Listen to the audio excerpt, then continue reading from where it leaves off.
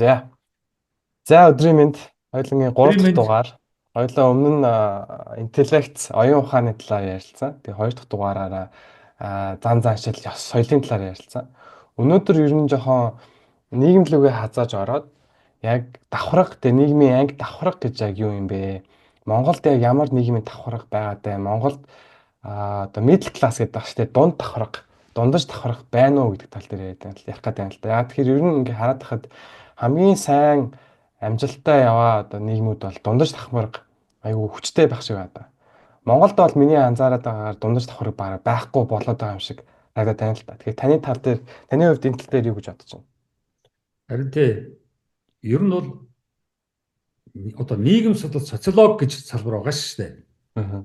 Тэгээ тэр л маш их сайн судалгаа явуулаад тэгээ тэндээсээ ер нь хөдөлмөр гэж юу вэ гэдэг асуудлыг л гаргах хэрэгтэй байхгүй тий. Аливаа улс орн ажил хөдөлмөр дээр бүтээн байгуулалт дээр л тогтож байгаа шүү дээ. Тэгэхээр тэр ажил хөдөлмөрийг хэн явуулж гинөө, бүтээн байгуулалтыг хэн явуулж гинөө, тухайн тэр нийгэм ямар мэргэжлийн ямар ажил хийдэг хүмүүстээр тогтож байна уу? Тэр л аягүй чухал байдаг байхгүй юу? Тэр чинь тэр нийгмийг нэгэнт авч яваа, тээж яваа хүмүүс учраас тэр нийгмийг сэтгэл зүй, нийгмийн улс төр, нийгмийн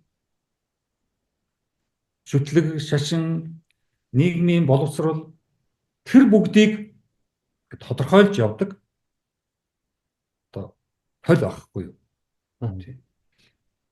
Энийг энэ алдагдвал энэ хүмүүсийн одоо тийм үү нийгмийн төл болсон энэ хүмүүсийн одоо дуу хоолой, нийгмийн аж амьдрал, улс төрийн үйл хэрэг, сонгуул одоо юу вэ? Тэр бүгдэд оролцоо тэдний үүрэг устдаад эхлүүл ерөнхийдөө ямар ч тийм эрүүл нийгэм үүсгэх боломжгүй. Яг тэгвэл нийгмийг авчваа тэр давхар одоо дундаж давхарх чинь нэг талдаа одоо малчид тийм үү? Ажилгүй хүмүүс, мухарсагтай хүмүүс, хэцүү хүмүүс байгаа шүү дээ нийгмийн. Заавал тэднэрт халамж, тусламж хэрэгтэй. Бие дагаад ажиллаад амьдрах ямар ч боломжгүй. Тийм хүмүүс. Тэр бол том масс байдаг шүү дээ. Одоо бид нар мэдж байгаа шүү дээ. Тийм. Одоо хөдөө явахад мэдэгддэг. Улаанбаатар хот тийм үү? Баруун дөрвөн замаас цаашаага офицерын ордноос цаашаага хойшоогоо одоо яадгийг 32 дугаар тойргоос цаашаа ч гэдэг юм уу. За нөгөө талд тэртээ тэргүй мөнгөтэй болчихсон, дансандаа мөнгөтэй болцсон, баяжцсан тийм үү? Улс төрийн намуудаас төрөөд тэрбумтэн болчихсон. Зарим нь тэрбумтэн болох замдаа явж байгаа. Эднэрт бол Монголын нийгмийн амьдрал, монгол хүмүүсийн аж амьдрал, хөдөлмөр юу байдгийг тэр бүгд ерөөсөө даанч сонирн биш байхгүй. Тэд нар зөвхөн хөрөнгөө ихсэхийг бодно. Хуулиас гадуур хүмүүс байхгүй. Тэд хизээч хуультай ойртдаггүй хүмүүс байхгүй. Хуулиас гадуур. Одоо нийгэмд иргэний эрх чөлөө, тийм үү? Хүний эрх, нийгэм тэгшэрх байх ёстой, нийгэм шударгаас хэрэгтэй гэл ийм өгүүлбэрүүдийг тэд нар сонсох дурггүй байхгүй мөнгөтэй хүмүүс. Даанч тоохгүй. Тэгэхээр энэ улсыг чинь ямар хүмүүс удаа авч явах вэ?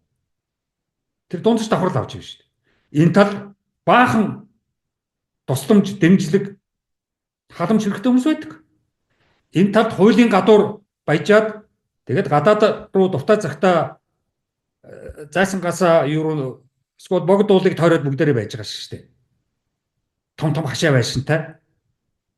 Богдуулын урт тал, баруун тал энэ битүү шүү дээ. Одоо бид нар Кувейт, тосгон мэдэн шүү дээ. Тий. Тэд нар бол бидэртэй Монгол улсын нийгэмд ямар ч хамаагүй хүмүүс байхгүй. Хүүхдүүдээ тэртээ тэргүй Америкт сургачихсан. Авгаа хүүхдүүд нь тэртээ тэргүй Америкаар байж идэг, Англид байж идэг. Эсвэл зарим нь одоо Таиланд руу явдаг бас мод үсчлээ шүү дээ. Тэгэхээр энэ хоёрын дунд энэ нийгмийг авч явдаг давхарга маань яаж дуу хоолойгоо гаргаж авч яв.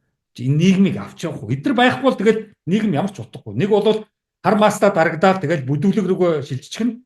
Үгүй бол нөгөө баячуудаа феодализм, ноёд баячуудын тоглоом болоод тэдний хамаг ажлыг хийгээл цахилгааны нийлүүлчих нь, дулааны нийлүүлчих нь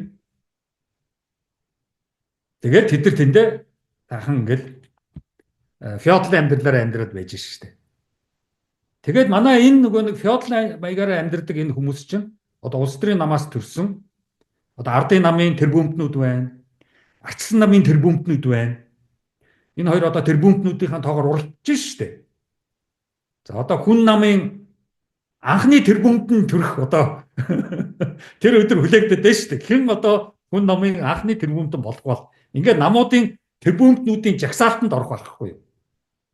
Тэгэхээр манайх чинь ийм их феодалчсан орн байхгүй юу? Одоо их хуралд нөгөө феодлуудын тийм үү зайсан толгой нөгөө дархан цаастаа богдуулаад тавьсан тийм үү хүмүүсийн жоохон охид хөвгүүд их хуралд ороо суучлаа шүү дээ. Баахан бацаанууд. Тий аав нь хөвгөө оруулчихсан, охиноо оруулчихсан, ээж нас хөвгөө охиноо оруулсан байж шүү дээ. Тий ихэнх нь дандаа их хурлын гишүүн байсан хүмүүсийн хүүхдүүд шүү дээ. Энэ яг л феодлын нийгэм л байгаа байхгүй юу? Тийм үү? Албан тушаал, хөрөнгө мөнгө уламжлагдаад төрийн бүх албан тушаалууд уламжлагдан явдаг ийм одоо феодлын нийгэм рүү бид нар орчлоо шүү дээ. Тэгэхээр дундаж давхраг бид нар чинь үгээ хэлэх ямар ч боломжгүй. Яг бол энэ нөгөө феодлуудыг үйлчлдэг давх болчлоо шүү дээ дундаж давхраг маань. Тэднээс царайчилж амьдэрдэг. Одоо сонгуул болох чинь төрийн албатууд сонгуулийн хамгийн том хэсгийг эзэлж шүү дээ. Ер нь төрийн албатууд л сонгуул хийгээд байна шүү дээ. Тэд нар яадаг вөхөр тэр нөгөө төрийн том баячууд, тэр нөгөө намын ихэнх нь тэгээ намын гишүүд намаас төрсэн тэрбумтнүүдийн үйлчлэгч нар л болцсон баг. Тэдний амьдралыг л тэтгэж явдаг. Тэгээ нөгөө намаас төрсэн тэрбумтнүүд чинь тэр нөгөө компаниудтай утгалчихсан. Тэгээ манай чи яг бие даасан чөлөөт өөрсдийнхөө хөдөлмөр мэдлэг боловсрлороо дээшээ гарчихсан компаниуд бас байхгүй шүү дээ. Компаниуд маань ерөнхийдөө социализмын бүтээн байгуулалтаас ховчилж аваад баяжчихсан. Тэр мөнгөө үржүүлсээр байгаа уул архаараа ороод уул уурхаагаас мөнгөө хэд дахин эргэлдүүлээд өсгөчихсөн. Бид Монгол улстай гэсэн ямар ч хамаагүй хүмүүс. Зарим нь одоо улс төрийн намд байсан дээгүүр албан тушаал хашиж ирсэн хүмүүс ч одоо ихэнх нь Австралийн иргэн болцсон гэж байна. Төв банкны ч илүү юм билээ. Илүү дотооногтүүд. За Америкийн одоо иргэн болсон хүмүүс зөндөө байна. Төрийн дээгүүр албан хашиж явж байгаа. Тий. Тэр чинь бид нар ерөөсөө ямар энэ Монгол улс юуны төлөө хэнд зариулж ингээд өдөржингөө ядартлаа ажиллаад ятартлаа түгжрээд ихэд яваад байгаа юуны төлөө? Хэний төлөө? Ийм сонирм болчиход байгаа байхгүй. Энэ ч юм бол яг зарим орнуудад их ажиглагдж байгаа л да. Одоо шил Англи бол дундаж давхраг усчлаа гэдэг сандарсан байхгүй. Тэр нь юунаас бол сандарсан бэхээр хизээ сандарсан гэж 70-аад оны үед. Тийм. Яасан гэсэн чинь 70-аад оны үед чинь нөгөө нэг санхүүгийн капитализм дээшээ гараад ирэхгүй. Financial economy. Зөвхөн санхүүгийн нөгөө хөрөнгийн бирж, үнийн өсөлтөөр одоо нөгөө тоглож мөнгө олдог. Тэр санхүүгийн эдийн засаг гэсчээд үйлдвэрийн эдийн засгаа унгаацсан байхгүй. Хөдөлмөрлөж бүтээдэг. Бүтээгдэхүүн үйлдвэрлээд бүтээгдэхүүнээ зарж худалдаа наймаа хийж босч ирдэг эдийн засгаа санхүүгийн эдийн засгаар усгаа хийцэн байхгүй. Манайх ч одоо тэгээд байна шүү дээ. Тийм үү? Манайх чинь эдийн засаг гэж том бариад байсан чинь ихэнх нь хаан банк л яваад байна шүү дээ. Монголын эдийн засаг. Тий. Тэгэл уул уурхай мөнгнүүдийг эргэлдүүлдэг, гадны мөнгнүүдийг угаадаг нэг ийм л том асар том хаан банк гэдэг том улсын дотор улсалдсан. Биш шүү дээ. Тийм Монгол улсын одоо бүх иргэд пент данстай одоо тэгээд хэдэн төгрөг нь хайж ирэлдэг, ямар мөнгө угаадаг. Тэгээд өнөөдөр англи чинь сандраад байгаа байхгүй юу? За Америк бас ялгаагүй. Бас 80-аад оноос эхэлсэн. Wall Street гэдэг. Тэгээд нөгөө нэг технологи руу орлоо. Технологийн гоор одоо баяжин эдийн засгаа сайжрна гэсэн чинь технологиуд нь яасан? Өөрийнхөө улсад биш, хятад аваачаад Apple, MacBook энэ төр үйлдвэрлүүлээд эхэлсэн. Тэгээ бүх хувцас хунраа хятадуудаар оёлдог Америк орн. Тэгээ сая чин Трамп чин сандраад тэр том том тарифуудыг тогтоож байгаад хилээ хааж агаад одоо өөрсдөө бүх юма хийж үйлдвэрлээд сүрхий болно гэдэг шүү дээ. Тийм. Яг л энэтэй адилхан Монгол орч бас ийм байдалд оршоод байгаа байхгүй юу? Хилээ хаагаад өөрснөө бүх юма хийе гэдэг тийм үйл одоо очих болцсон байхгүй юу? Яг бол тэгжээж бид нар дундаж давхрахтай болох байхгүй юу? Нийгмээ авч явах. Тэгэхгүй бол бидний бүх амьдрал чинь хаан банк болчиход байна шүү дээ. Зээл авдаг, хүүндээ даруулаад бүгдээрээ нийгмээрээ зээлийн хүнд, зээлэндээ орон сууцны зээлэндээ бүгдээр нийгмээр нууж унж шүү дээ. Тоглоо ичж шүү дээ. Тэгж байгаа. Бүгд одоо банкнууд бол энэ зээл хүү хоёроо бол тоглож өгч шүү дээ. Яг банк ч гэлтгөө сүүлийн үед банк бус санхүүгийн байгууллагууд хамгийн ашигтай. Банкуг санхүүгийн байгууллагууд бол хөрхий жижиг иргэдийг балж байгаа байхгүй юу? Тэгж байгаа. Яа тэгэхээр банкнаас зээл авч шаардлага нь хангахгүй учраас нөгөө иргэдийг сайхан мөнгөний саагаад жижиг иргэдийг бүр балж байгаа байхгүй юу? Нөгөө жоохоо жижиг иргэдийг бид нэр ашиг олчлоо гэж би биндээ алгатчаад ингээд байгаа шүү дээ. Та гоё байна гээл. Яг үүндээ нөгөө иргэд чинь баларж байгаа шүү дээ. Яг тэрэн дээр нь. Иргэдээ бүр иргэдээрээ тоглолдог ийм улс орн хаач байхгүй шүү дээ. Иргэдээ дандаа хамгаалдаг үстэй. Одоо улс төрийн нам, улс төрийн зорилго, улс орны одоо юу гэдэг үндсэн хууль, бүх хуулийн байгууллагууд, бүх төрийн байгууллагууд чинь бүгд ард түмнийхээ төлөө ажилладаг үстэй. Тийм. Тэгэхээр манай чинь ард түмнээ мөлждөг. Уг нь бол намрынхаа манай намрын нэр бас гоё шүү дээ тийм ээ. Артын нам, ард түмнээ бодноо гэдэг бодвол бүр нэг бодож өгсөн гэдэг нь бүр тийм үү? Ард болгоо хийчихсэн нам юм байна шүү дээ. Ууч нь хүн нам тэг хүнээ бодноо. Тэгээд бүр ингээд арчлаад бүр ард болгоцсон юм байна шүү дээ. Нөгөөх нь болохоор ардын нам гэдэг байгаа байхгүй. Гэхдээ тэдний чинь нэг ардууд нь хаанууг нь олдохгүй байгаа шүү дээ. Төрийн албатуудаа л хэлж байгаа баг. Ардсан нам бол ардуудтай ямар ч хамаагүй нам шүү дээ. Анх гарч ирсэн зорилго нь шал өөр зорилготой шүү дээ. Социализмыг л нураах, социализмын бүтээн байгуулалтыг нураах. Тэргээ нураасан тэгээд бүүн баяр. Тэгсэн чи яасан? Дундаж давхраг нийгмээ авч явдаг намар давхаргаа үгүй хийчихсэн. Тэгээд өнөөдөр 40-60 насны эрчүүд нь ажилгүй. Тийм. Уул нь 40-60 насны эрчүүд чинь Монгол улсыг тийм үү авч явах хэрэгтэй шүү дээ. Дундаж давхрагыг чинь авч явах хэрэгтэй эрчүүд шүү дээ. Тэд нар чинь бүгд одоо яаж гэнэ вэ? Компьютерийн ард зур чинь покер тоглож гэн, казинод жин, амд явж гэн. Эсвэл гадагшаа гадуур тэнжэн. Тэгвэл гадаадад хүртэл очиж казино тоглолт юм билээ шүү дээ. Аа. Өөрөлд мөнгийг ямар замаар олдог нь мэддэхгүй.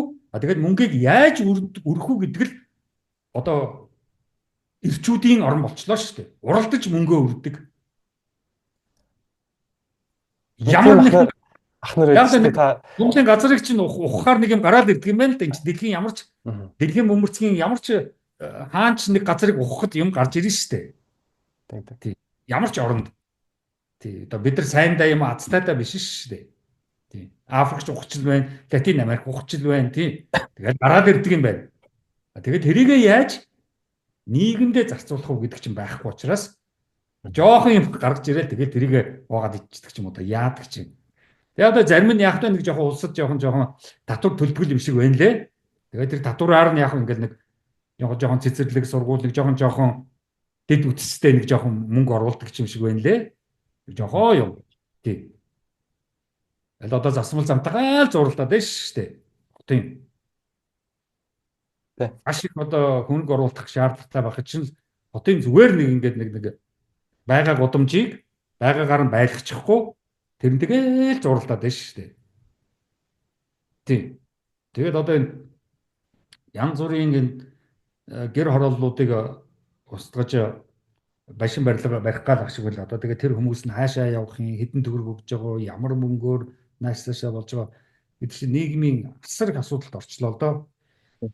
Тэгээ нөгөө талдаа одоо тэгэл одоо залуучуудын асуудал ер нь Монгол орныг энэ барууны орнууд урд хөрш, хойд хөрш хоёроос тусгаарлаад бид нар ингээд вакуумжуулаа хийчихлаа л да. Эн чинь бидрийг алж шээ. Ерөнхийдөө барууны орнууд Монголыг сөнөөж шээ. Тэгэл бид нар нэг юм нэг өр зээл ярьсан, хүү ярьсан. Тэгээ нэг жоо газараа ухдаг, ухаж нүүрсээ гаргаж ирдэг. Тэрийг урагшаага уралдаж ажиж зардаг. Тэгээ өөрх нь нөгөө хятадууд нь авдаг. Өөр одоо хин дөхөнд ирж байна. Ямар онгоцоор зөртэй биш. Тэгээ барууны орнуудаас наашгаа юуж ирэхгүй. Тэгээ онгоцоор бензин ирэхгүй байна. Онгоцоор барилгын материал ирэхгүй байна. Тэгэхээр бид нар хятадаас л авч таарна шүү дээ. Бензин Оросоос л авч таарна шүү дээ. Гэтэл энэ хоёрын эсрэг залуучуудын тавьчихсан. Хятад эзлэх гэж байна. Колоничлол, Оросууд муухай, Украиныг яаж जैन дайрж जैन гэх шиг. Украины зан чи Европ л байгаа юм байл шүү. Орос чи Украинтэй биш Европт л дайр хийж байгаа юм байл шүү. Одоо сүүлийн үед энэ олон улсын мэдээнүүдийг наан цаан сонсоход харьцуулаад жишээд сонсоход асуудал их юм байна шүү дээ. Тэгэхээр биднийг ерөнхийдөө нэг юм вакуумжуулаа хийчлаа л да барууны орнууд. Уул нь бол бид нар чинь хятад оронтой маш том төсөл эхлэх хэрэгтэй байхгүй юу? Одоо Африк руу очиод Латин Америк руу очиод том төслүүд хийж шүү дээ. Том ингээл гүүрүүд, засмал замууд маш их барьж шүү дээ. Бид нар одоо том засмал замууд бариулах хэрэгтэй байна шүү дээ. Одоо ингээл заавал ингээл нэг даваад авч шүү дээ. Тэр даваагийн чинь шууд гүүрээр холбогдчих шүү дээ. Тэр заавал даваад авч өгсөж уруудах шаардлагагүйгээр ингээд гүүрүүд тэр даваан дээр чинь гүүрүүд бариад байна шүү дээ. Уулуудын хооронд энэ тэр гүүрүүд барьж шүү дээ. Заавал хонхор руу орох шаардлагагүй. Бид нар ч бол өгсөж урууцсаар байгаа таарчих шүү дээ. Тэг ийм том төсөл ерөөсөө хятадтай байхгүй. Оростой том төсөл алга. Одоо бид нар Оростой том төсөл хийх юм бол энэ галт тэрэгнүүдэд хурдан болгомоор байна. Хэдэн цаг явж шүү дээ галт тэрэгнүүд чинь. Одоо сайн шанд ортол тийм үү? Шинээр цаг явж нэг сайн шанд орж шүү дээ. Тэгээ нэг хэдэн цаг явж нэг юм урагшаа нэг хил гарч шүү дээ. Тэгэхээр чин цагт 100 км ядаж явдаг галт хэрэгтэй биш шүү дээ. Би сая Япон явлаа. Тэгээд ер нь анх жоохон бахта Япон явжсэн. Одоо бол яг том болоод Япон явахад бол айгүй олон юм анзаарч харлаа. Дөрөвний таны хэлсэнчлэг яг 40-оос 60 насны хүмүүс бол яг эд ажиллаж байна тэнд. Сангочтой бич хүмүүсөөл ажилдаа явж. Яг Япон бол мэдээж нэлээд асуудалтай нийгэм. Эрэгтэйчүүд нь тийм. Асуудалтай нийгэм. Гэхдээ яг авахын аваад хайхын хэрэгтэй тийм үү? Тэгээ харахад тэдний асуудал байна шүү дээ. Тэдний асуудал бол муудаа тийм биш байхгүй. Хөгжилгүүдээ тийм маш байхгүй. Чадахгүйдээ асуудалтай байгаа юм биш байхгүй да. Тэр тодорхой нэг нийгмийн дотор явагдаж байгаа зөрчлүүд л байхгүй. Тэр зөрчил нь юу вэ гэхээр маш их юм сураад одоо маш их ажиллаад тийм их ашиг байна уу гэж байгаа байхгүй юу? Тийм яг тэр тэргүй би ажиллахгүй ч байсан амьдраад иж болж байна шүү дээ гэж байна шүү дээ. Манад ажиллахгүй байгаад үзэлтэй. Японууд шиг. Тэр нэгэнд ажиллахгүй болж байна шүү дээ. Тэр чинь нийгмийн өөрийнх нь асуудал байхгүй юу? Тэгээд зөрүүний таны манайч одоо тийм үү? Тийм. Дэд бүтцтэй бол гайхалтай юм л да. Шинкансенд би суугаа Токиогоос Осака хүртэл явж байгаа. Тэр нэг 300 биш 600 км зам юм уу? Ойролцоогоор. Тэгэхээр нэг яг тэр Шинкансен бол цагт 320 км явж байгаа. Тэгэхээр 2 цагийн дотор л Осака очиж байгаа байхгүй юу? Тэгэхээр ер нь бол ингээл метронууд нь минутын хоцрохгүй яг цагтаа ирээл цагтаа явдаг тий. Тэгэл хаашаач бол хаашаа метро одоо вагон явдаг. Тэгэхээр зам нь бол ийж тийшээ явдаг. Ийм том ядаж нэг 300 км цагт явдаг махад нэг 100 км явцдаг. Ийм том төслүүдийг хятадуудтай орсуудтай одоо эхлэмээр байна шүү дээ. Яасан нөгөө барууныхын чи биднийг хурж ирээд вакуумжуулаа хийчихсэн. За та нар хятадуудтай найзлаа. За та нар орсуудтай найзлаад үзээрэй гэж байна шүү дээ. Тэгэл бид нар чи ийм хажим байдалд орчихсон. Бид нар бол арай дэндүүлж шүү дээ барууны орнууд. Арай дэндүүлж шүү дээ. За тэгээ залуучуудыг аваа ивчдэг. Айлц TOEFL гэсэн TOEFL гэсэн нөгөө юмнуудаараа шалгалтуудын өгүүлэнгүүтээ аваа явчихдаг. Тэгээ энэ ч одоо 10 жилийн дараа 20 жилийн дараа энд чинь дундаж давхар үүсэх ямар ч боломжгүй байна шүү дээ. Тэд чинь бүгдийг аваа явуулчихлаа шүү дээ. Англи, Америк, одоо Ирланд, Исланд одоо юу байдیں۔ Герман одоо юу байдیں۔ Бүгдээр аваа явуулчихлаа шүү дээ. Канада, Австрали тийм биднийг нийгмийг тийм үү ирээдүйд авч явах ёстой залуу үеийн чинь барууныхаа аваа явуулчих шүү дээ. Англи хэлээ загаад аваа явуулчих шүү дээ. Гэхдээ та өөрөө баруун сурсан хүн юм чинь яг тэр сурсан боловсролынхаа ачаар өдөө хүртэл явж байгаа шүү дээ. Тэгэхээр одоо тийшээ явж чи яг өөрхий одоо юу гэдгийг нэг биш нөгөө социализмын үеийн хүн учраас намайг нөгөө нэг аюу эх оронч хүмүүжүүлсэн байхгүй. Тэгээ би чинь эх оронч хүн хүрээдэхгүй да. Одоо миний хамт сурсан найз нар тэнд Германы иргэн энтер болсон явж байгаа шүү дээ. Тэгэхээр би чи одоо тийм нэг гачин нөхөр байхгүй юу? Тийм одоо яг Монголд нь боловсрол нь муу эх орон гэдэг хүн байхгүй юу? Үлдэхгүй явахаас өөр бас аргагүй л байна уу гэж би хараад байгаа юм л да тийм үү. Гол нь явчаад ирэх ёстой байх тийм үү. Яг үнэхээр муйстаас сурах муйс нь бол хангалтгүй шүү дээ. Сурсаас сураагүй дээр. Эндээсээ яг гарах нь бол одоо зөв тийм үү. Одоо тэгтээ өнөөдөр гарах шаардлагагүй ч болцсон. Интернетээр ороод маш юм сурах боломжтой болчихлоо шүү дээ. YouTube дээр бол одоо бүх юм байна шүү дээ. Юм сурыг гэвэл. Заавал Ирланд, Англи, юунд Австрали, Канадад очиж хар ажил хийж хажуугаар нь сурч яхаар энд интернет рүү ороод YouTube руу ороод тэнд гишүүн болоод тэгэл лекц сонсоод суралцах юм айгүй боломжтой болчихлоо шүү дээ. Ялангуяа одоо энэ 10 жилийн хүүхдүүд бол тийм үү гоё байна шүү дээ. Маш хурдан багшаасаа илүү болж байна шүү дээ. Маш хурдан ээж аваасаа илүү болж байна шүү дээ. Энэ чинь зөв байхгүй юу? Илүү олон шүү дээ. Тийм. Зүгээр яг чиний саяны дээр хэлдэг Япон, Солонгос энтерт бол залуучууд бол ерөөд ажиллах дургүй болж байгаа гэсэн. Нийгэмдээ ажил хөдөлмөрийг. Тэр чинь биднэрт айгүй аюултай байхгүй. Яг бол одоо тэр ажлаа хийхгүй байгаа Солонгос, Япончуудын ажлыг чинь Монголын залуучууд очиж хийн шүү дээ. Тэр Монголын залуучуудыг ай дуртай авна шүү дээ. Манай залуучууд ажил хийчихгүй байна. Аль нэг хэдэн Монгол байна уу? Наашаа явуулчих ажиллах юм шүү дээ. Одоо баруун тэр Канада, Австрали, Ирланд, Английн залуучууд бас л тийм байгаа шүү дээ. Өө ийм ажил би хийхгүй л гэж байгаа шүү дээ. Тэнгүүл тэр орнууд чи яаж вэ? Хөөе, Монголоос хэдэн залуучууд авчи. Цаад улчин ажил болохгүй. Тэр бүр аюултай байхгүй. Тэгэхээр бид нар ч ерөөсөн давхтаа тийм үү? Гайнд ингэж учирчаад байгаа. Гайтай.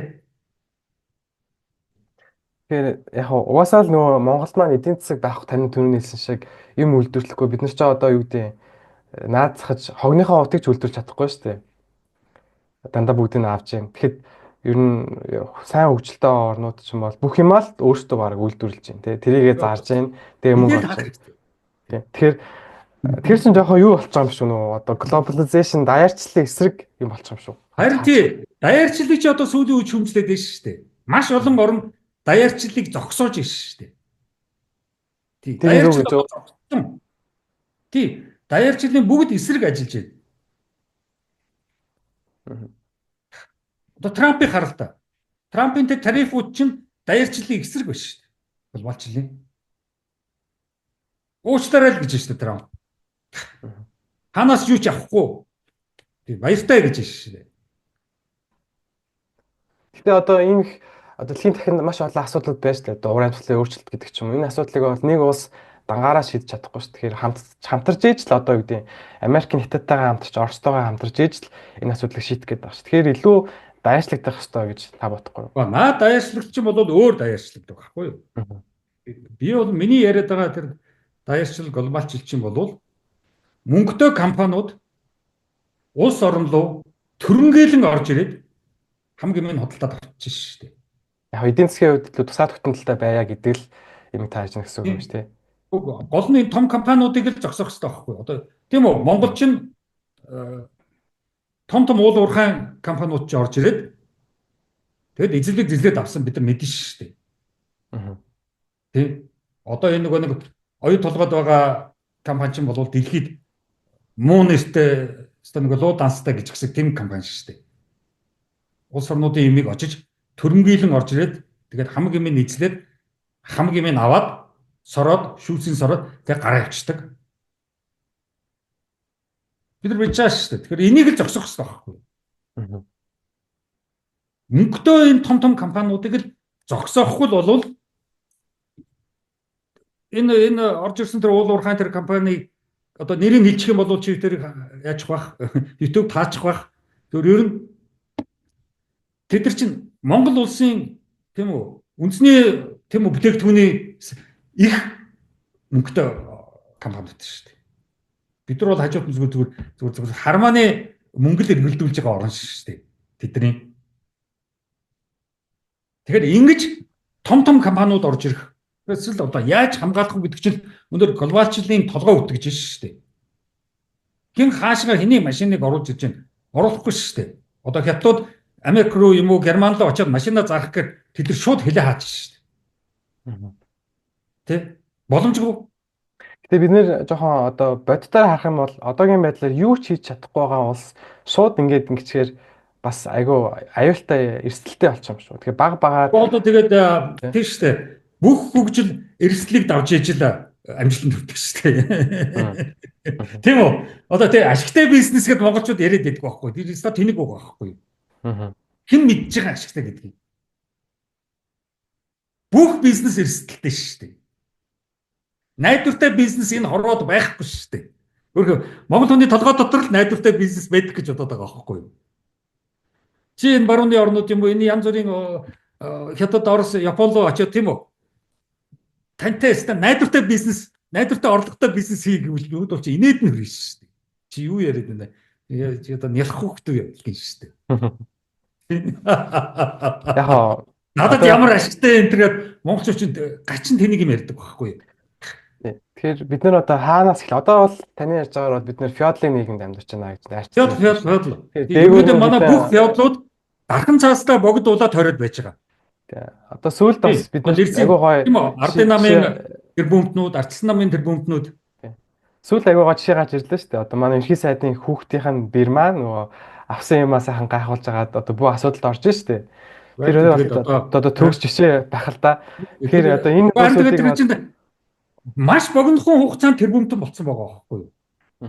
Одоо ардын намын тэр бөмбөнүүдийн нэрсийн жагсаалд орчиж байгаа байхгүй юу? Жагсаалтанд. Тийм. Одоо миний хэлээд байгаа чинь тэр шүү дээ тий.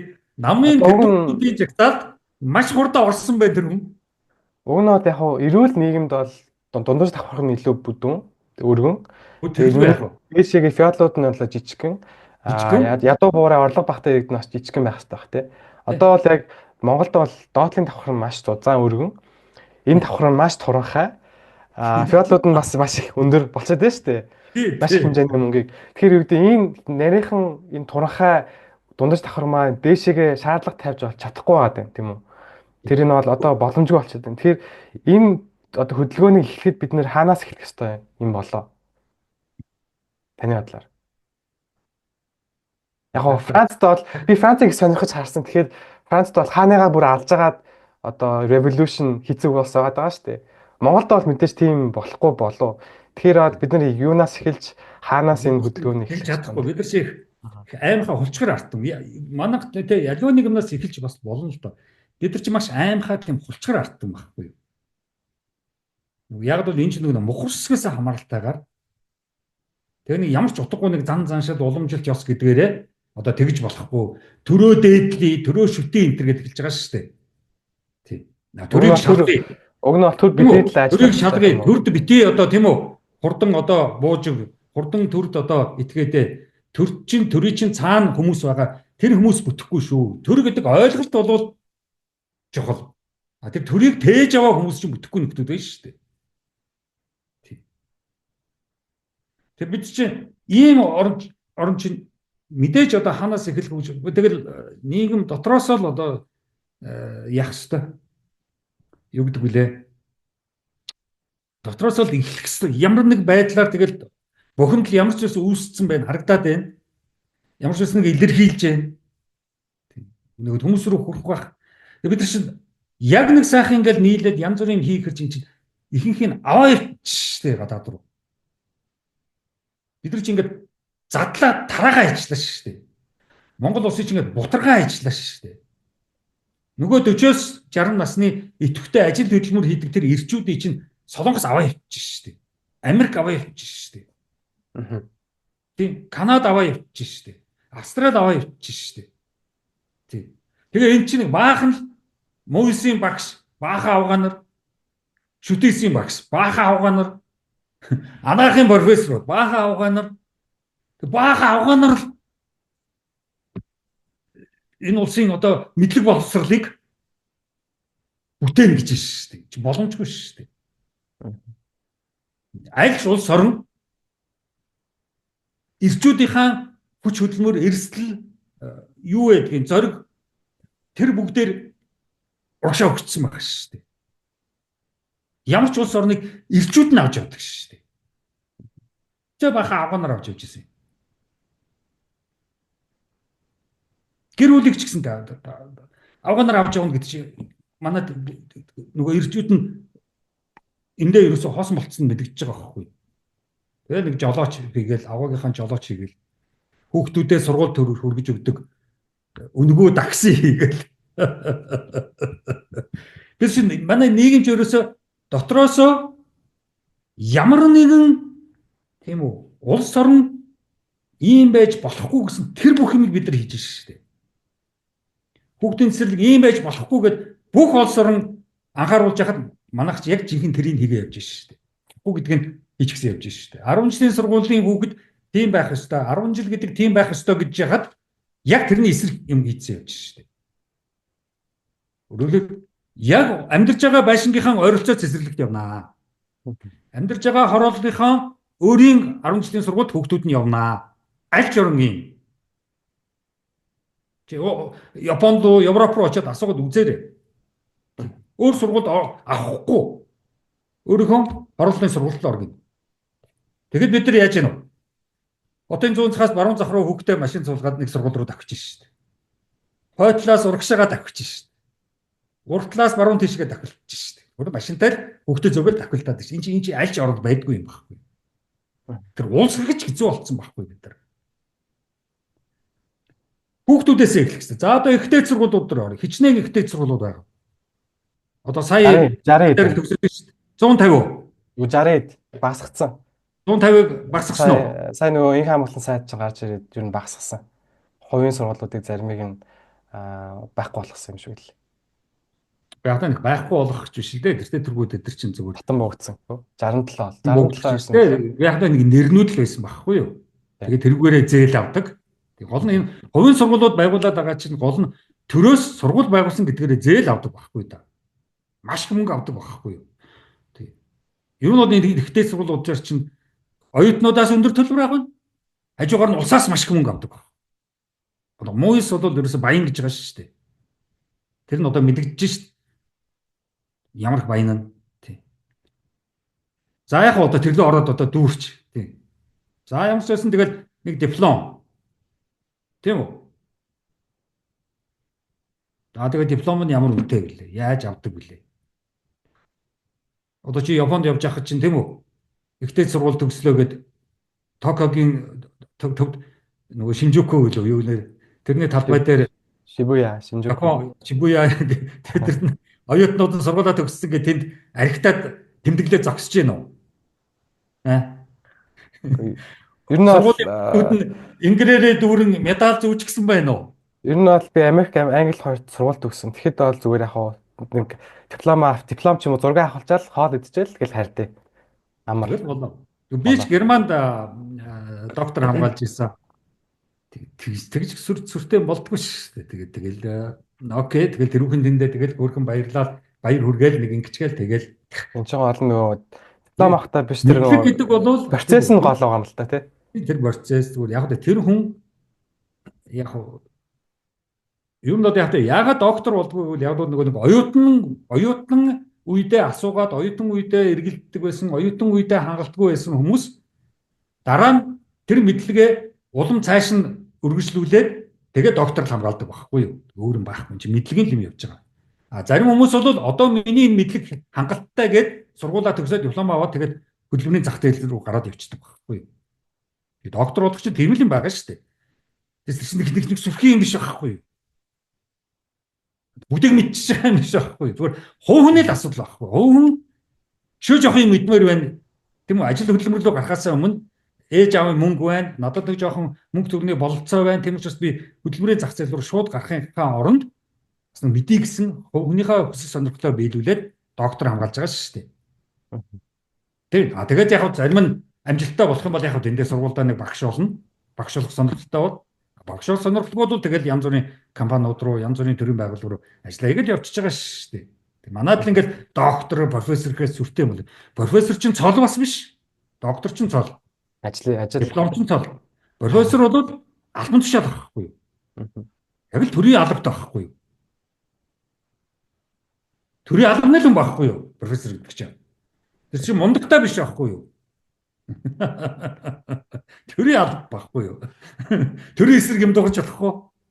Яагаад би чи ингээд янз бүрийн ихтэй сургууль янз бүрийн юмнууд руу ойртох дургүй байвал яваад төрийн албад очих юм бол чи чөлөөтэй ажиллаж толгоогоо ажиллах ямарч боломжгүй байхгүй. Тийм. Тэгэл цалингаа суулна шүү дээ. Хамаагүй төрийн эсрэг юм ярих юм бол тийм. Одоо би чамтай ярьж байгаа энэ яриаг би одоо аль нэг сургуулийн багш ингэж яриул би ч одоо тэгээ хэзээ нэгэн цаг тэгээ ректор юм уу дарга нь сонсоод тэгээ цалингаа асуулна шүү дээ. Тэгэхээр чөлөөтэй толгойн ажилтдаг ийм оюуны юм хүмүүс хизээш тэгж тийм үү янз бүрийн их сургууль янз бүрийн төрийн алба янз бүрийн ажил мажил тэгж өөрийгөө тэгж шоронд оруулдаг байхгүй. Ингээд бидний нийгэм чинь тэгж шүү дээ. Сая хаанаас эхлэх гэж шүү дээ. Хаанаас эхлэхгүй бид ч одоо цэцэрлэгээс эхлэх болчиход дээ шүү дээ. Тэгдэг. Хамтлагийн сургуулиас эхлэх болчиход дээ шүү дээ. Нэгэн 40-оос 60 насны биднийг авч явах хэвээр тэр ирчүүд одоо байхгүй болцсон юм байна. Өөрхөн баахан авгаанаар үлдсэн юм байна. Тэгэхээр тэдэртэй бол одоо тэгээ яриад байх юм юу аах вэ? Тэгээд тэд нар нэг цалин мөнгө аваад бас цаана ардаа хүүхдүүдтэй байгаа шүү тэр авгаанаар чи. Тэ 10 жилийн багш одоо 30 хүүхэдтэй 40 хүүхэдтэй байгаа шүү ангидаа. Дээр нь өөрийнх нь хүүхдүүд ард нь байгаа шүү. Тэр чи юу тэр айлын хүүхдүүдийг сургахтаа мантаа өөрийнхөө хэдийг яа гэж ийж. Тэ их сургуулийн профессор авгаа анагаахын профессор авгаа бас ардаа нэг аахан нөхдүүд байгаа шүү дээ. Зарим нэг бол гадаад руу оюутан болоо явцсан тэндээсээ мөнгө нэхэл байдаг. Юу тэр нөгөө оюутанд сүрхий айхтар мэдлэг боловсрол заахтаа мантай. Өөрийнхөө хүүхдүүдийг яаж гэж. Эрэгтэй хүн ч юм бол тийм байдаг байхгүй юу? Шууд улс орон ажил мэргэжил рүүгээ өөрийгөө ингэж зориулчих боломжтой байдаг байхгүй юу? Тий. Ар гэрээ ардаа орхиод за та нар ардаа байж би явж тийм үү мэдлэг боловсрол улс орны төлөө ажиллалаа шүү. Өөрийгөө зориуллаа шүү гэд эрэгтэй хүн чинь тэгээд яваад өгдөг байхгүй юу? Тэр Япон чинь тэгдэгсэн шүү дээ. Орой гэртээ эрт тарихаасаа тийм үү зовдөг гэсэн шүү дээ. Заавал замаараа нэг саатаад тэгээд орой гэртээ очдог гэж байгаа шүү дээ. Маш их ажилтай байлаа гэд. Манай нөхдөд бол аваагийнхаа яасан хоолыг идэх гээд гэрлүүгээ яагаад хүрээд ирж байгаа шүү дээ. Буузаа идэх гээд. Эмэгтэй хүний бас нөгөө хэцүү юм тэрл юм шиг байгаа юм л да. Тэгэхээр заавалч бас гэр бүлээ авч явах тийм юм шаардлага байгаа. Одоо жишээлх юм бол хамгийн одоо амжилттай явсан улс төр гэх юм бол та Ангела Меркелийг мэдж байгаа шүү дээ. Хүүхдүүд байсан. Яг тэгэхээр хувийн амьдралаа золиосоод хүн болгон бас тэгж чадахгүй тийм үү. Тэгэхээр ялч бас тэрэн дээр бол маш сайн одоо гэрээ ажил хийдэг. Яг одоо эмэгтэй хүнээс дутхгүй нэг нөхөртэй авах хэрэгтэй. Ар гэрийг аваа ивчдэг. Эрэгтэй хүн болгон бас тэгж чадахгүй байгаа тийм. Харин тийм нөхөртэй бол одоо бас болж илээ. Яа тэгэхээр эрэгтэй Монгол эрэгтэй хүн ч айгүй эготой шүү дээ тийм үү. Би бол ингээл чадахгүй чижид дэлтэл ингээл Чингисийн удам гээл ингээл юу яриад байх дуртай хүмүүс. Тэгэхээр бас яг тэрийг нь ойлгодог, эхнэрийнхээ ажлыг ойлгодог эрчүүд маань бас дутагдаад гэж байгаа тийм. Тэгэхээр нөгөө эмэгтэйчүүд нь бас эрчүүдийгээ давраагаад байдаг юм аа. Тэ? Одоо нөхрөөрөө гэрийн ажил хийхгүй ч гэж тийм балаа юм яриад. Тэ? Эрэгтэй хүнээр гэрийн ажил хийдэгдгийн энтергээ тийм гарчин яриад байдаг байхгүй ч. Хэддугаар 100 бай тэ? Тэгэхээр энэ дээр ингэх боломж таг 50 бах боломжтой юу? Одоо эрэгтэй нь ажиллаач хийдэг, гэрийнхаа мэддэг, эмэгтэй ч гэсэн ажиллаач хийдэг, карьераач авч явдаг, гэр бүлээч авч явдаг. Тийм баланс. Ерөөс орчин үед ийм л болцсон байхгүй юу? Ер нь бол уг нь бол тэгээд байгаа тийм үү? Ер нь бол яг л ийм л болцсон байхгүй юу орчин үед? Одоо тэр нөгөө инг ян гэд яагаад хятадууд юм сөрхөө байгааг бол яг энэ эрэгтэй эмэгтэйгийнхаа харьцааг ерөөсөө алдагдуулдаг байхгүй юу? Тэр нөгөө инг ян гэдэг байгаа шүү. Тэр чинь эрэгтэй хүн эмэгтэй хүний ажил хийж болно, эмэгтэй хүн эрэгтэй хүний ажил хийж болно. Одоо хятад эмэгтэйчүүд чинь яг эрэгтэйчүүд өмд цамц өмсдөг шүү дээ. Тийм манай одоо их хурлын гишүү авгаа нар чинь урд дээл өмсчихсэн байдаг шүү дээ. Тийм дээлтэй авгаа нар яаж ажил хийх юм бэ? Машин руу сууж босоход хэцүү, шатаар дээшээ доошоо буухад аяг хэцүү шүү дээ. Дээлтэй чинь. Хөдөөл яг дээл шиг хэрэгтэй юм байхгүй. Хотод бол тушуун шиг гоцсон бичиг өмсөх хэрэгтэй шүү дээ. Энэ хурлын гишүү авгаа нар. Эсвэл тэр нэг октод тийм нэг айлын эрх октодоос орсон байгаа шүү дээ хуралд.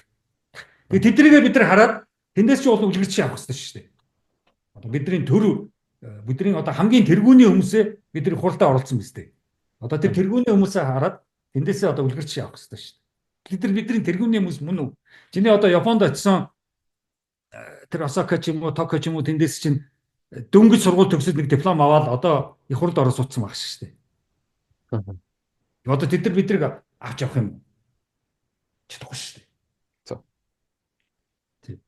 Тэр нь өөрийгөө ямар нэгэн улс гэдэг юу нь ямар байх ёстой вэ? Ямар бүтцтэй байх ёстой? Тэр бүгдийг бид нар яадгүй. Нургайцсан байхгүй. Чи болоогүй гэж хизээч хүн хэлж болохгүй шүү дээ.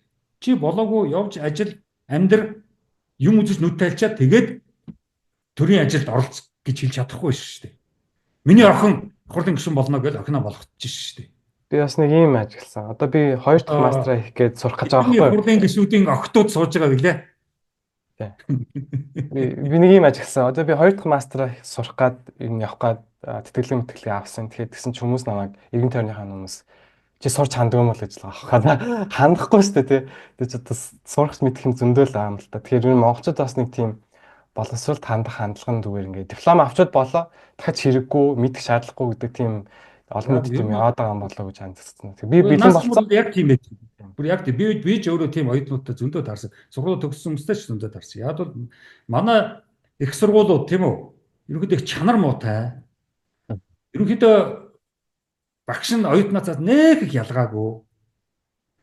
Тэгээд ерөнхийдөө нэрлэгсэндээ болоод олигтой юм мэдэхгүй оюутнуудыг худлаа мэдлэг худал хөөрлөөрөө айлгаад шимшрүүлээд тийм үү зүрхийн үхэл айчдаг байхгүй. Тэгээ ерөнхийдөө Монголын их сургуулиудыг төгсөж байгаа тийм үү залуучууд чинь за дагчил тийм үү их сургуулийн бараа харахгүй шүү. Дагчил номын бараа харахгүй шүү гэдээ бүр ерөөсөө бүр тэндээс бүр цухтаагаад гарч ирдэг байхгүй. Тэгээд нэг сайн хэрэгтэж яваал тэгэл одоо нэг нам руу ордог юм уу гадагшаага тэгэл гадаг байхгүй юу. Тий. Монголч хоёр л амьдрал байгаа шүү. Нэг бол одоо нам руу ороод тэр өмдөн болох үгүй болоод тэгэл гадагшаа яваал юу ч хамаагүй ямар ч хамаагүй ажил хийгээл тэгэл тэндээ одоо тэгэл шингэх. Тий сая одоо надтай чинь нэг Шведийн нэг эмэгтэй нэг ярьцлага хийсэн подкаст үргэлж тэгэл тэнд нэг шингэчихсэн. А тэгтээ нөгөө Монголоор бас бодоод идэг. Тэгээ бүр ингээд хачин болчихсон. Тий. Монголоор ярьж чадахгүй. Тэндээ байх хэцүү. Надад нэг юм анзаарсан. Монголчууд зөндөө байсан шүү дээ. Ирж чаддаггүй. Монголчууд очоор ингээд нөгөө амьдралаа бодоо явчлаа гэдээ очдөг. Тэгээ очингуудаа тэр нэг юм хинч ч олцдог. Тэмүүтээ ингээд Монголд ирж би хин нэг юм болох гэсэн тэр хүсэл нь агиох байдаг учраас нэг Монголоо ингээд санаад идэм санагцсан надаа. Тийм шүү дээ. Монголчууд маань тий. Тэглэг яадаг. Яг бол ер нь гадаадд байсан шүү дээ. Ямар ч гадаадын орн байсан шүү дээ. Монгол хүлийг монголчуудыг даанч тоохгүй байхгүй. Ер нь ярих сэлвч байдгүй байхгүй. Монголчуудаа юу ярих юм? Яг л монголчууд чинь тэр орндоо тэр орныхоо соёл, тэр орныхоо мэдлэг боловсролд орж чаддаггүй байхгүй. Шведэд байдаг гэд Шведийн ормаануудыг надтай ярихгүй байгаа. Шведийн философийн тухай ярихгүй байгаа. Японд байдаг гэд Япон роман уншсан тухай ерөөс ярихгүй байгаа байхгүй. Японы мэдлэг боловсролтой хэрхэн учирсан Япон мэдлэг боловсрол ерөөс ярихгүй байгаа. Сайн бол нэг сумбо ярьж байгаа байхгүй. Нөгөө нэг хагас зэнд Япон өвөө нэрийг баясгадаг нэг хэдэн нөхдүүд. Тэгэл болоо. Тэг Канад явлаа. Канадын том уран зохиолчдын номнуудыг уншсан байхгүй. Канадчин бас роман бичгтээ сайн шүү дээ Канадууд. Америк явлаа. Америкийн нөгөө гой Капоти, Тимо хин энтер гэл том зохиолчд байсан шүү дээ. Тий. Тэдний зохиолыг юусэн уншаагүй. Тэр орондоо уулын номыг уншаад тэр орныхоо хүмүүстэй ном яриад сайхан иргэн тэр орны иргэдээс дутхгүй болох хэрэгтэй байна. Тэгэхгүй Герман явлаа. Томас Маныг уншаагүй. Шиллерийг уншаагүй. Гётег уншаагүй. Тэгэл Монголоо бодвол гачин коммент бичиж энд байгаа ажил амьдралыг өмүүлээл. Тий. Тэнд очих хятад руу явлаа. Хятад роман унших хэрэгтэй шүү дээ. Тий. Энтхэг явлаа. Энтхэгийн роман уншаач. Тэр нийгэм тэр очсон улс орондоо 5-10 жил болчиход нэг ч номыг уншаагүй байгаа.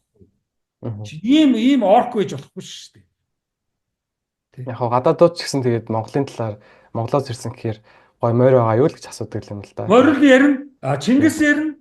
Тэгэл өөр байхгүй. Өөр юм яриагээд одоо тийм үү ста энтергээл ста танаа хүүхдүүд морь унж давтдаг гэсэн те ста чанга maaч гэдэг юм одоо юу гэдэг юм.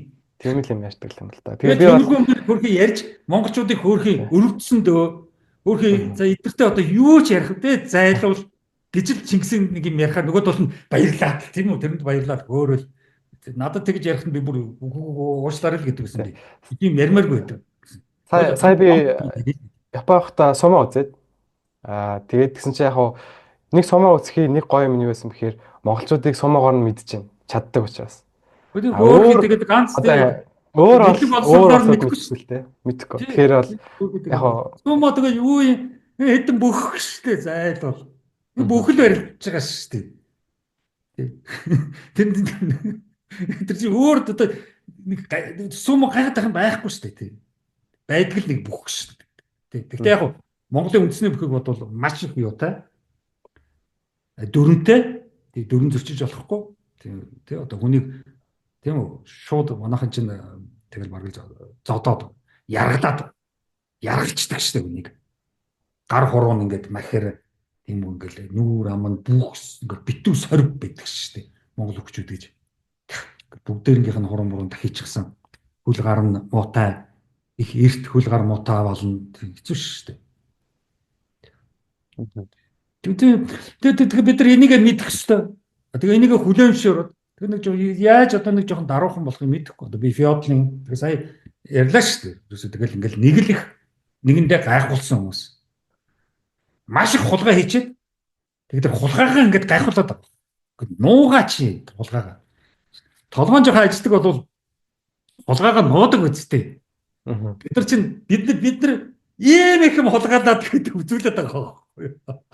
Хардаа энийг хулгайлсан. Тэг. Богд уулынхаа тойрж байгаа жигтэйхэн том хашаа барьсан, жигтэйхэн байшин дотор нь барьчихсан. За эдрийг би бүгдийг нургаалсан юм аа. 2 сая төгрөгийн сарын цалинтай яваад хизээч ийм босгож чадахгүй, машин ч авч чадахгүй. Тий. 5 сая төгрөгийн цалинтай байгаа ч нэмэргүй сарын. Хэдэн 100 саяын байшин барилалт сууж байгаа шүү дээ. Инээлт ч гэсэн гэр орноороо авгаанч баярлал, хүүхдүүд нь ч хөөрөөд тий. Аймаг тийм ичмээр улс ахгүй Монгол улс бол. Тий. Тэгээд одоо сая төгрөгөөр нэр Японд бол би Шинкансены билет авч л бараг хурц цагаалтаа өөрхий тэгээд тийм цалингаар яаж гайгүй амьдрах вэ? Яагаад залуучууд нь ийм оронд амьдрах вэ? Тэгээ явахнаас бүгдээ явъя л гэж штэ эндээс. Танд. Яг их хурлын гишүүдийн хүүхдүүд бол явахгүй л баг л та. Тэгэхдээ тэд нар чинь бас төрийн мөнгөөр хүүхдүүдээ ийш явуулцдаг гэсэн. Бажууд ч гэсэн төрийн мөнгөөр хүүхдүүдээ ийш бас явуулцдаг гэсэн. Тэгээ яг эренгүүд нь тэгэл их хурлын гишүүн болгох юм уу бас нэг тийм буцаад ирэхэд нь тэгэл зөөлөнд юм болгох гэдэг их л үздэг юм шиг байна лээ. Тэг ихэнх нь их хурл руу орчлоо доо одоо тэгээд. Тэгээс миний анзаарж байгаагаар дэлхийн олон улсад бас яг Монгол тохиолж байгаа юм бас тухайн хэмжээгээр болоод байх шиг байгаа. Энэ одоо юунаас ерөөдөө нэг 5%, 10% л болж байгаа тэр орны. Одоо иргэдийнх нь 5%, 10% нь бол яг солиорно л доо. Манайх чинь 90% нь солиортж байгаа юм чи. Могорсгтэй үе Японд байгаа шүү дээ. Энэ 5%, 3% л байгаа шүү дээ. Монгол чинь 95% нь могорсгтэй шүү дээ, тий. Тийм. Их сургуулийн профессор шинжлэх ухааны академийн ерөнхийлөгч нь мухарсагтай шүү дээ. Ламтай хамт галт үлдсэн сууж идэг шүү дээ. Тий. Шинжлэх ухаан бол Монголд байхгүй шүү дээ. Ямар ч зорилготой шинжлэх ухааны академи байгаад байгаа юм бүү мэд. Тэр олон шинжлэх ухааны хүрээлэнгүүд зорилго нь юу юм бүү мэд. Мэдлэг мөн үү зорилго нь. За тэгвэл юу мэд тий. Төрийн мөнгөөр мэдлэгтэй болчиход Тэр мэдлэгээ одоо тэгээд хуваалцахгүй юм уу? Тийм.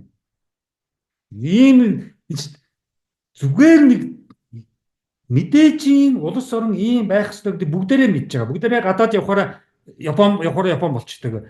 Австрали явахаараа Австрали болчдөг. Канада явахаараа Канада болчдөг. Америк явахаараа Америк болчдөг. Герман явахаараа Герман болчдөг. Тэгэхээр Монголд ирэхээр Монгол дээд зэрэг бүдүүлэгддэг. Тэ? Бараг бүдүүлэгдэх гэд наашаага 100 ингээд онгоцоор нисэж ирцгээдэг. За одоо нутагтаа очиж байгаа нэг тийм үү? Дээд зэрэгтэй бүдүүлэгдэнэ. Яа. яг тийм дөрвөн журамтай нийгэмд амьдрах бас хэцүү л байдаг. Зүйтэй тийм үү? Хууль дүрмтэй ёс зүйтэй орон чи яасан хэцүү юм. Ёс суртахуунгүй орондоо очиж бүдүүлэгдэнэ. Та түрүү хэлсэн Бүгд тоодгүй оронд очиж бүдүүлэгдэнэ. Залуучуудаа үнэлдэггүй газар очиж бүдүүлэгдэнэ. Та түрүү хэлсэн их сургуульд одоо ч багш нар ер нь бол эрчүүд байгаад бага болсон байна. Тэгээд Америк ч гэсэн ер нь тийм болж байгаа юм билээ. Одоо 1970 80 онд нийт бага сургуулийн багш нарын бараг 30% эрэгтэй байсан бол одоо бараг 10-аас доош хувьчлал эрэгтэй болсон гэж. Дандаа нөгөө эрэг эрэгтэй үлэг дуурайл авах нь багасаад ирэхээр яг тэр хөвгүүдийн чанар нь муудаж ийн гэж байгаа юм л да. Тэгээ нөгөө үүд чинь донтож ийн, янз бүрийн юм хийж ийн, хэрэг төвөг тарьж ийн гэдэг юм маань явж ийн гэж байгаа юм л да. Монголд бас харахаараас тийм шүү. Багангийн багш нараа бүгдээрээ эмэгтэй багш нар. Тэгээ нөгөө яг эрэгтэй байх ямар хүн байд юм бэ гэдэг үлэг дуурайл авах ямар ч боломжгүй л өсөд байгаа юм шиг юм л да. Тэгэхээр гэртээ харахаараас аав нар нь олигтой хүмүүс бас биш байгаа даа шүү. Тэгэхээр яг нөгөө энэ нийгмийн Америк бид түрүү хэлсэн шүү дээ. Америк чи яагаад тэгж байгааг үл яагаад бид түрүү хэлсэн шүү дээ. Эрэгтэйчүүдээ бас ажилгүй болгоцсон. Яагаад тэр үл яагаад гаднаас бүх юмыг импортлж оруулж ирээд шүү дээ. Тэрний гай байхгүй. За тэгээд гадаадын судлаачид, гадаадын мэдлэг боловсролтой хүмүүсийг мөнгөөр зодоод аваад ирж шүү дээ. Тэгээд Америк нийгмээ балжиж шүү дээ. Тий. Одоо жишээлбэл Английн юм уу, Испанийн юм уу, тийм үү, янз бүрийн орнуудын одоо залуучууд чинь хөлөмгөл ярьдаг үстэй тий. Гадаадаас хөлөмгчд аваад идэг. Мундаг Champions League тоглоод байдаг. Яг дэлхийн авраг болохоор балардаг шүү дээ. Өөрийнхөө хөгүүдийг хөлөмгөгч болгоогүй. Тэрнтэй л адилхан байхгүй. Америк чинь гаднаас бэлэн сайхан доктор, профессор, бэлэн сайхан мэдлэг боловсролтой хүмүүсийг худалдаад авчдаг байхгүй. Тэгээд өөрийнхөө нийгмийн нөгөө Johnny, Money гэсэн нөхдүүд байгаа шүү дээ. Том, Mom энэ гэсэн нөхдүүдийг дарчдаг байхгүй. Энэ ч Америк яг тэгж яг л Монголтой адилхан байхгүй. Тий. Сумаж гэсэн нөгөө учраас өөрсдөө хийж бүтээх тэр бүх хөдөлмөрч чанар бид нар ч устдсан хүмүүс аахгүй. Хөдөлмөрлөх дургу ажил хийж байгаа хүмүүсийг шоолдог хүмүүс аахгүй. Тий ингэж бие зовоогоо л энэ төр гэл. Бач ихтэй сурахад хүртэл зарим нь дургуцж байгаа шүү дээ. Ингэж одоо сурч бие зовоод яад юм. Энэ бие зовоохоос л бүгдээ айдаг хүмүүс шүү дээ. Улан бие зовоож ич тэр хүн чинь хөгжиж урагшлах хэрэгтэй шүү дээ. Тэр зовоохгүй болохоор яаж хөгжих юм?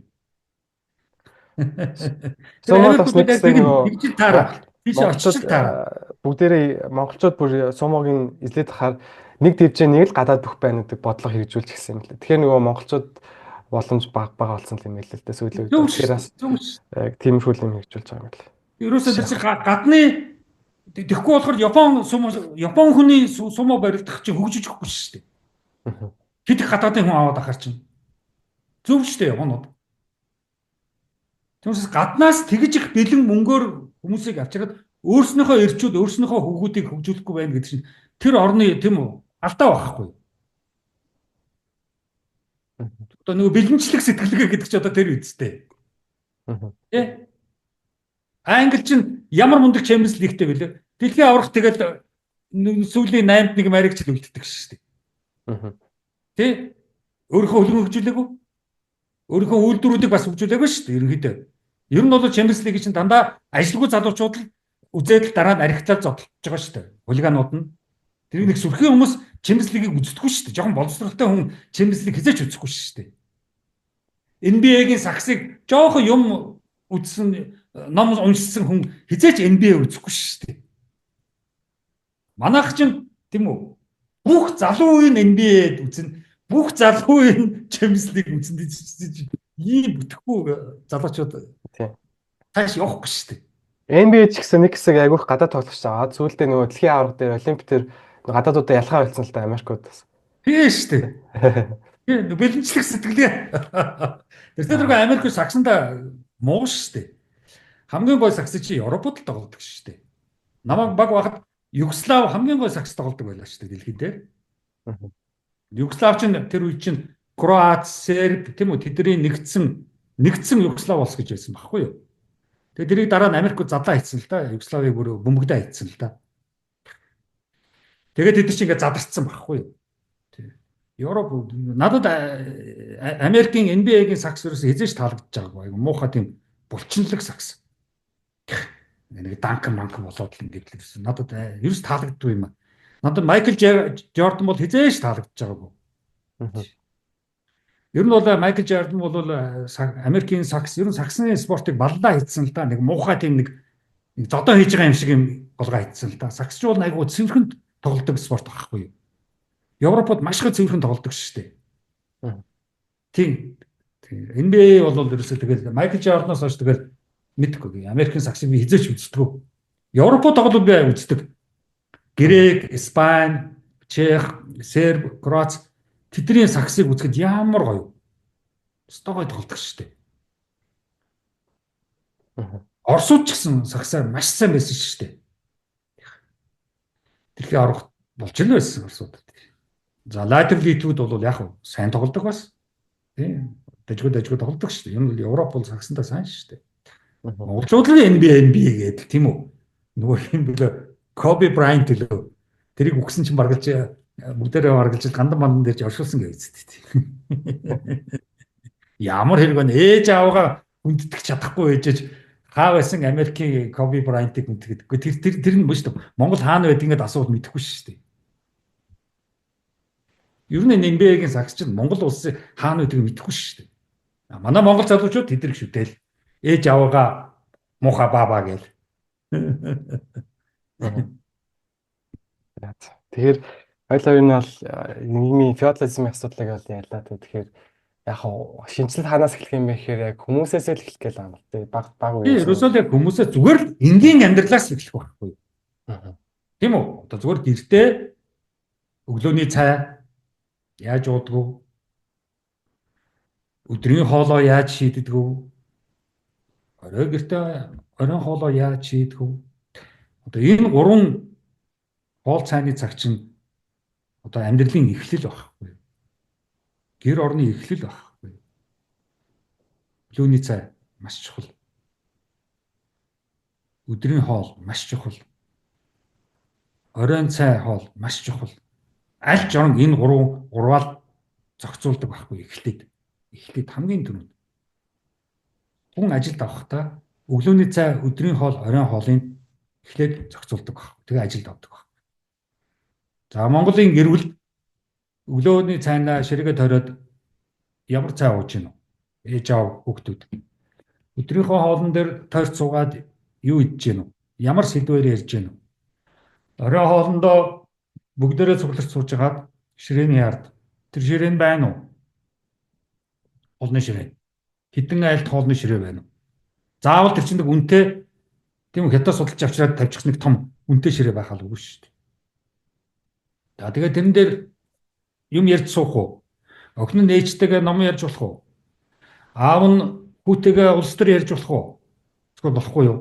Зургтны хар сууж байгаа л үдчихэж байгаа л та бодон дээр. Харин тийм. Тэгэхээр ч ерөөсө бид нар тэндээс л эхэлнэ. Зүгээр л наад захын оройн хоолноос л эхэлнэ. Монгол улс хөгжиж байвал. Наад захын. За тэгээд бүх ажилчид, бүх ажил хөдөлмөр хийж яваа хүмүүсийн өдрийн хоолны асуудлыг албан газрууд шийдэх хэрэгтэй. Ажлаасаа гарч явахгүйгээр ажил дээрээ өдрийн хоолоо зохицуулдаг. Тийм болох хэрэгтэй. Ер нь бол маш том асуудалтай ажил хийж байгаа. Юу идэхүйсээ боцоор агаад л өдөр өнгөрчдөг л дөө. Тийм шүү дээ.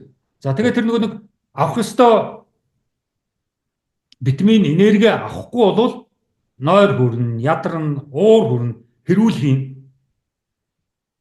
Өдрийн хоол муу бол тэгэл хэрүүл хийсээр бат харна шүү дээ. Өдөр цөв идчихээр тэгэл унтмаар санагддаг шүү дээ. Тийм. Тэгээд яагаад унтах гээд байгаа юм? Бол хоол Илч тэр бүх юм дутагдахаар хүний нойр хүрддэг байхгүй. Энерги дутагдахаар нойр хүрддэг байхгүй.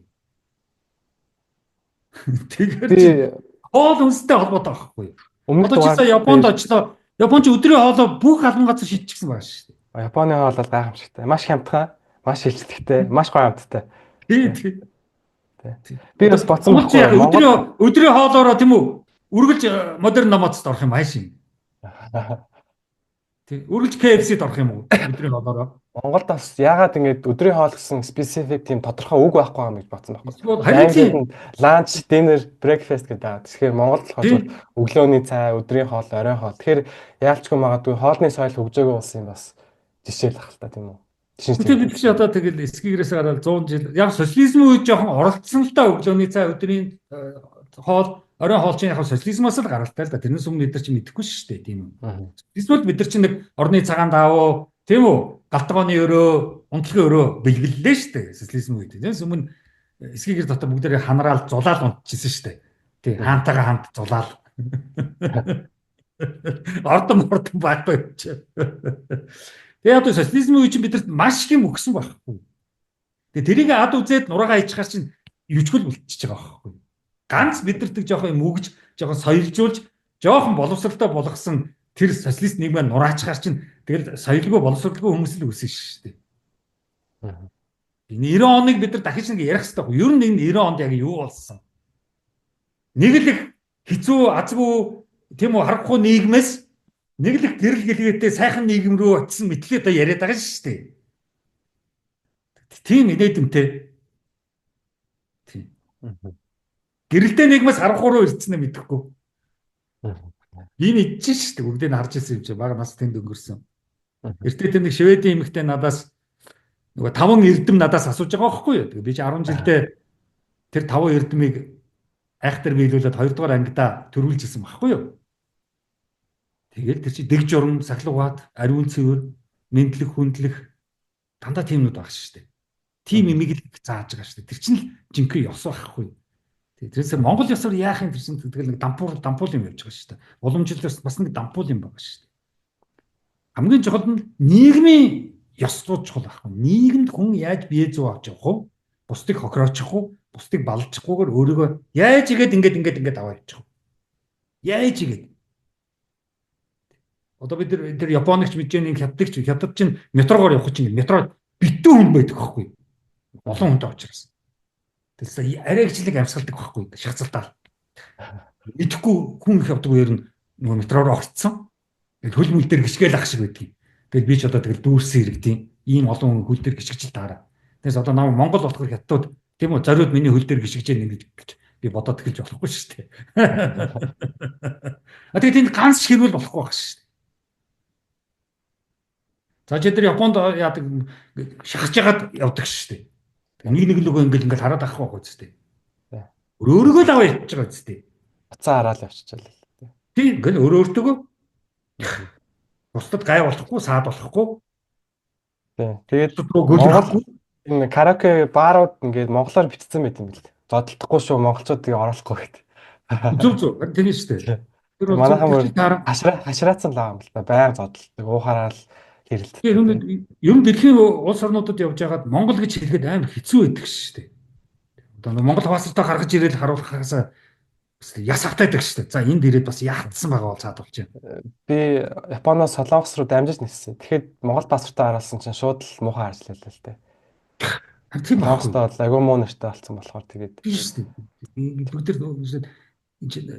би хэлээд шүү дээ. Нийгмийн ёс гэдэг чинь нэг нэгэндээ гай болохгүй байхыг л нийгмийн ёс гэж байгаа шүү дээ. Тэр уламжлалт ёс тэр хэрэгтэй хэрэггүй Монгол ёс тэр хэнд ч хэрэггүй. Тийм. Монгол ёс Японд биелэгдэхгүй. Японд нийгмийн ёс л биелэгдэнэ. Нийгэм ямар байдаг вэ? Нийгэмд ариун цэвэр, мэдлэг хүндлэх, дэг журам, хувийн сахилга бат тэр чинь л чухал шүү дээ. Зөв буруугаа мэдэх. Тэгээ бид ч нөгөө зөв нь буруу болцсон, буруу нь зөв болчихсон.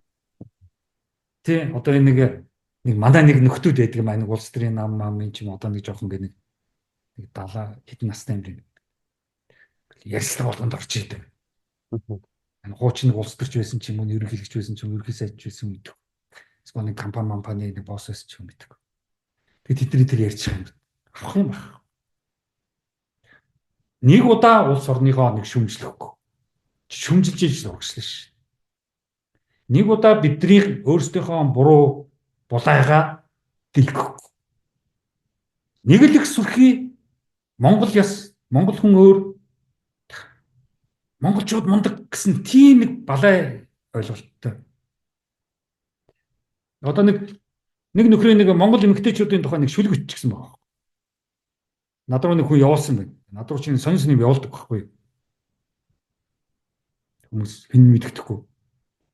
Тэгсэн чинь монгол эмэгтэй хүнийг магтчихсан байна. Монгол эмэгтэй хүн хизээч одоо гадаадын нэр хүн лөө ойртодгүй, тоодгүй ийм их цэвэр ариун эмэгтэйчүүд төвшлэг зохиоцсон байхгүй. Бангкокын эмэгтэйчүүд чиг бид нар гадаадын нэрчүүд рүү гүйдгүү. Японы эмэгтэйчүүд чиг бид нар бүхэлдсэж ингэж мөргөдгөө. Тэгж доошоо ордгөө. Юуны эмэгтэйчүүд чиг ямар биш гэл бүр ингээл гадаад орны бүх эмэгтэйчүүдийг доромжилангуудаа Монгол эмэгтэй бол хизээч тэгдэггүй үзэсгэлэнтэй эмэгтэй гэж байгаа. Одоо ийм сонио артсан байхгүй. Тий. Нүднийх нь өмнө асуудал байхад тэр зүгээр байхгүй болгож бичдэг. Шүлгөждөг. Шүлэг гэдэг чинь юу нэг балай юм байна шүү дээ. Чи юм жоо шүлэг өчтөг хүмүүсээс жоохон болгоомжтой байгаарай. Тий. Маш худал хүмүүс юм байна шүү дээ. Тэсээ нэг хот гэдэг шиг. Энэ боловцсон бол ер нь тэгэл хот нөхдүүдийн цуглаан болт юм байна шүү дээ. Яг хоо 10 жил наваа байхад бол зохион бичлэг бол нэг бичүүлдэггүй байсан. Шүлэг бол бичүүлдэг байсан. Харин тийм утгагүй байхгүй. Шүлгээр юугаа хийд юм бэ? Зохион бичлэг бол нэг хэрэгтэй. Гэхдээ монголчууд ч зохион бичлэг бас өсөлтөө. Яг бол багш нар нь хүүхдүүдийнхээ бичсэн зохион бичлэг илүү дутуу юм засаа хийчихдэг байхгүй. Эсэл юм л да. Би Америкт авах очоод оюутан хизээч засаж болохгүй. Оюутан болж очоод бүр шоконд орсон л да. Тэгээ 10 утасээ бич гэж байгаа. Тэгээ би бол чадахгүй л байгаа юм л да. Тий. Тэгээд сүүлдээ сурсан л да. Амьдралын турш хүүхэд наснаасаа эхлүүлээд цэцэрлэгт ч 10 жилд ч ээж аваахын дунд ч өөрийгөө чөлөөтэй илэрхийлэх боломжийг чамд хизээч өгөөгүй байхгүй. Тэр чи ерөөс хүүхэд насгүй юм байхгүй. Монгол орнд ер нь Монголын хүүхдүүд бол хүүхэд насгүй том болдог байхгүй. Өөрийгөө чөлөөтэй илэрхийлж чадахгүй. Чөлөөтэй уйлж болохгүй. Чөлөөтэй уйлж. Чөлөөтэй өөрийгөө уйлаад гин эсвэл том үний үгэнд битгий ор гэж хэлнэ. Тийм. Тэгэл гадны хүн бол ерөөсөө маш аюултай. Гадуур явчихлахгүй. Тийм. Эртгээ хараарай. Оройтчихлахгүй. Тэгэл ерөөсөө Улаанбаатарын годамжаар тэгэл 0 аюул. Тэгээд хүүхдийг ерөөсөө өөрийнхөө нь хизээч байлгахгүй дарсаар байгаа л тэгэл нөгөөд бол нэг гадаадд очиод шоконд орж байгаа. За тэгээ шоконд ороод тэрийг жоох юм бичгээд гэртээ ирээд гэрийнхэнтэй ирэх юм бол за тэгээд одоо хөөгдөж шүү дээ тий. Яасан том толгойтой гадаад яваад их юм болж чи одоо юу гэдгийг. Уул нь хүний хүү хэрийн галын үл өрөх газраас хүний хүү эрдэм намд сурж ирнэ гэж өөрсдөө шүлгэлдэг үсттэй. Тэгээд тэр шүлэг нь хайдсан. Юм сураад ирсэн чинь огч шүү гэж шүү дээ. Тэгээс манай энэ амьдрал өөрөө ийм зөрчилтэй байхгүй юу? Өөртөө зөрчилтэй амьдралаар Монгол хүн чинь амьдрсаар байгаад тэр хамгийн сүүлдээ нэг алтаа хэрцгэл үлдчихэж байгаа шүү дээ. Жохон бас өөр hypocrite гэдэг байгаа шүү дээ юм уу? Ярьснаасаа өөр hypocrite гэдэг байгаа шүү дээ. Ярьснаасаа өөрөөр hypocrite нийгэм гэж хэлэх үү одоо энийг? Hypocrisy юу? Тэ? Ярьснаасаа өөр. Өөрөлд эндээсээ өөрөөр ярина гэдэг чинь тэгэл тэр хүн бол тэгэл эргүүл болно гэсэн үг байхгүй юу? Энд юу эргэлдэж जैन тэрийгэ гаргаж ярих хэрэгтэй байхгүй. Тэр чинь ярихгүй гэж шүү дээ. За ээж нар бол яг хуу энд нь эргэлдэж байгаа юм бол амнар дээр очиод гаргаа ярьчих шүү дээ. Уул нь хүүдээ охиндоо гэрийнхэндээ ярих хэрэгтэй байхгүй юу? Тэгэд гэрийнхнаараа өөрийгөө шалгуулж, шөмжлүүлж, эмчлүүлэх хэрэгтэй байхгүй юу? Тэгэхэл гэрийнхнаасаа цухтагаад дам дээр очиж Хамгийн баяа ярьчаад тэг хүрээд ирж шүү дээ. Охиндоо хизээш тэргээ ярихгүй. Хүүдээ хизээш тэргээ ярихгүй. Тэр чи ямар ч юм гэр орны ээж, аав, хүүхэд, өр хүүхдүүд юу тэдний хоорондын ямар нэгэн харьцаа хизээч үүсэхгүй шүү дээ. Аав бол яг та бас сагуура тэнэл тийм үү ангаа хийдэг юм уу, архитдаг юм уу, казино тоглодог юм уу, яадаг юм, хувилддаг юм уу. Тэгээ нөгөө наман амьдралаар амьдраа явчих шүү дээ. За энэ тэнд босс бол одоо яадаг юм мөнгө үрдэг ажил хөдөлмөр хийн шүү дээ. Тэгээд гэртээ цугларахаараа хончон юу ч ярихгүй тагнуулын газар байгаа юм шиг бүгдээрээ нэг нэгнийхээ тагнуул. Ээж нь өөр нам, аав нь өөр нам, охин нь өөр сүм хийдин гişүү. Бүгдээрээ өөр өөр сүм хийд рүү нууцаар явдаг. Бүгдээрээ өөр өөр намууд дээр очиод сонгол болохоор чимээгүй болцдог. Чи ямар ч гэрүүлийн юм байхгүй байхгүй барьцалтаа. Бүгдээрээ нэг нэгнийхээ мөрдөн байцаагч.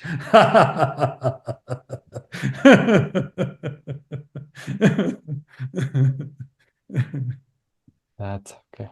За баярлалаа. Хоёулаа цаг нь бас нэлээд явчих шиг байна л Тэг те. явцсан уу те? За окей. За. За баярлалаа. Баярлалаа.